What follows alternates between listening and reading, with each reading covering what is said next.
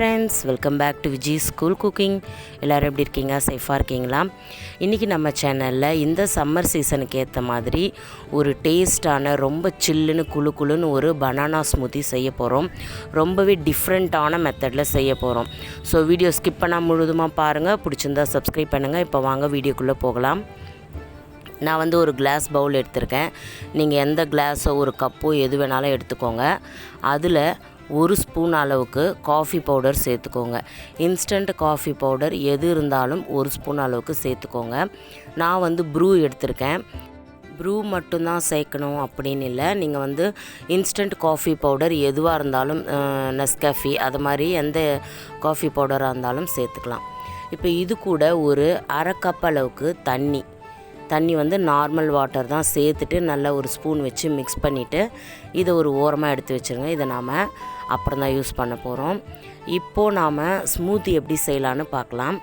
அதுக்கு நான் ஒரு 2 வாழைப்பழம் எடுத்திருக்கேன். மீடியம் சைஸ் மஞ்சள் வாழைப்பழம் தான் எடுத்திருக்கேன். வாழைப்பழம்னு பார்த்திங்கன்னா இதில் மஞ்சள் வாழைப்பழம் எடுத்துக்கலாம். அது நல்லாயிருக்கும்.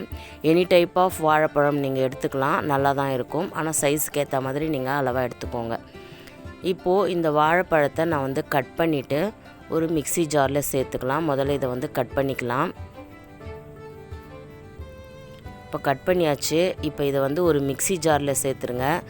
இந்த பனானா ஸ்மூதி ரொம்பவே டேஸ்ட்டாக இருக்கும். குழந்தைங்க விரும்பி குடிப்பாங்க. இப்போ ஒரு மிக்ஸி ஜாரில் நம்ம கட் பண்ண வாழைப்பழத்தை சேர்த்துடலாம். அடுத்ததாக இது கூட நாம் ஸ்வீட்னஸ்க்கு நான் 3 டேபிள் ஸ்பூன் அளவுக்கு சுகர் சேர்த்துருக்கேன். சப்போஸ் உங்களுக்கு ஒயிட் சுகர் வேணாம் அப்படின்னு நினைக்கிறவங்க, டயட்டில் இருக்கிறவங்க நாட்டு சர்க்கரை சேர்த்துக்கலாம். 2 ஸ்பூன் அளவுக்கு நாட்டு சர்க்கரை சேர்த்துக்கலாம். அப்படி நாட்டு சர்க்கரையும் வேணாம் அப்படின்றவங்க ஹனி சேர்த்துக்கலாம். நான் 3 டேபிள் ஸ்பூன் அளவுக்கு சுகர் சேர்த்துருக்கேன். 1 கிளாஸ் அளவுக்கு நல்லா கூலான மில்க், நல்லா ஃப்ரிட்ஜில் நல்லா காய்ச்சி நல்லா சில்லுன்னு இருக்கிற மில்க்கை சேர்த்துக்கலாம். சேர்த்துட்டு இதில் 1 ஸ்பூன் அளவுக்கு வெனிலா எசன்ஸ் விட்டுக்கோங்க. வெனிலா எசன்ஸ் ஒரு ஃப்ளேவருக்கு தான் நம்ம சேர்க்குறோம். சேர்த்துட்டு இது எல்லாத்தையுமே நல்லா ஒரு மிக்ஸி ஜாரில் நல்லா அடித்து எடுத்துகிட்டு வந்துடுங்க.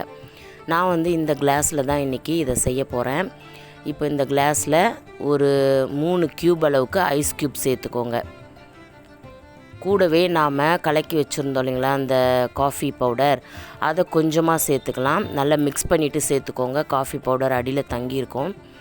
அடுத்த லேயர் நாம் இந்த பனானா ஸ்மூதி சேர்க்க போகிறோம். அடுத்ததாக திருப்பி அந்த மிக்ஸ் பண்ணி வச்சுருந்த அந்த காஃபி வாட்டர், திருப்பி பனானா ஸ்மூதி. இதை மாதிரி நீங்கள் ஒன்றுக்கு மேலே ஒன்று நீங்கள் சேர்க்கும்போது, ஆல்டர்னேட்டிவாக சேர்க்கும்போது நம்மளுக்கு அந்த ஸ்மூதி பார்க்குறதுக்கு ஒரு சூப்பரான ஒரு ஒயிட் சாக்லேட் கலரில் தெரியும். இப்போ இதுக்கு மேலே நான் கொஞ்சமாக வாழைப்பழத்தை சின்னதாக கட் பண்ணிவிட்டு ஒரு 5-6 பீஸ் சேர்த்துருக்கேன். சைடில் ஒரு வாழைப்பழத்தை சும்மா டெக்கரேஷனுக்கு வச்சுருக்கேன். இப்போது இதுக்கு மேலே குழந்தைங்க குடிக்கிறதா இருந்தால் பூஸ்ட் இருந்துச்சுன்னா 1 ஸ்பூன் அளவுக்கு மேலே இதை மாதிரி லைட்டாக தூவி விட்டுருங்க. ரொம்பவே டேஸ்ட்டாக இருக்கும். குழந்தைங்க விரும்பி சாப்பிடுவாங்க. இதுக்கு மேலே நான் 1 ஸ்பூன் அளவுக்கு பூஸ்ட் சேர்த்துருக்கேன். இது ஆப்ஷனல் தான். உங்களுக்கு வேணான்னா நீங்கள் ஸ்கிப் பண்ணிவிடுங்க. ஆனால் குழந்தைங்க பூஸ்ட் சேர்த்து கொடுக்கும்போது அவங்க விரும்பி குடிப்பாங்க.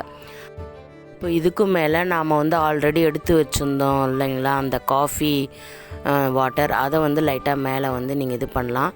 நீங்கள் காஃபி வாட்டர் பதில் இதுக்கு மேலே நீங்கள் இந்த ஹர்ஷி சிரப் கூட நீங்கள் சேர்த்து குழந்தைங்களுக்கு கொடுக்கலாம். ரொம்பவே ஒரு சூப்பரான ஒரு மில்க் ஷேக் இது. ரொம்ப டேஸ்ட்டாக இருக்கும். கண்டிப்பாக உங்கள் குழந்தைங்களுக்கு ரொம்ப பிடிக்கும். வெயில் டைமில் கண்டிப்பாக நீங்கள் இதை செஞ்சு கொடுங்க. கடைகளில் விற்கிற அந்த ஐஸ்கிரீம்ஸோ இது மாதிரி மில்க் ஷேக்கோ நிறைய ப்ரிசர்வேட்டிவ் யூஸ் பண்ணுவாங்க. அது நம்மளுடைய உடம்புக்கு அவ்வளோவா ஆரோக்கியமான இது கிடையாது. இது மாதிரி நீங்கள் வீட்டில் செஞ்சு கொடுக்கும்போது சிம்பிளாக இருந்தாலும் டேஸ்ட்டாக இருக்கும். ஓகே ஃப்ரெண்ட்ஸ், கண்டிப்பாக இந்த வீடியோ உங்களுக்கு பிடிச்சிருக்குன்னு நினைக்கிறேன். பிடிச்சிருந்தா நம்ம சேனலுக்கு ஒரு லைக் பண்ணுங்கள், ஷேர் பண்ணுங்கள், மறக்காமல் சப்ஸ்கிரைப் பண்ணுங்கள். கண்டிப்பாக உங்கள் வீட்டில் ட்ரை பண்ணி பார்த்துட்டு கமெண்ட்ஸில் எப்படி இருந்துச்சுன்னு என்கிட்ட ஷேர் பண்ணிக்கோங்க. நெக்ஸ்ட் ஒரு இன்ட்ரெஸ்டிங்கான வீடியோவில் சந்திக்கிறேன். until then bye from Viji. Thanks for watching.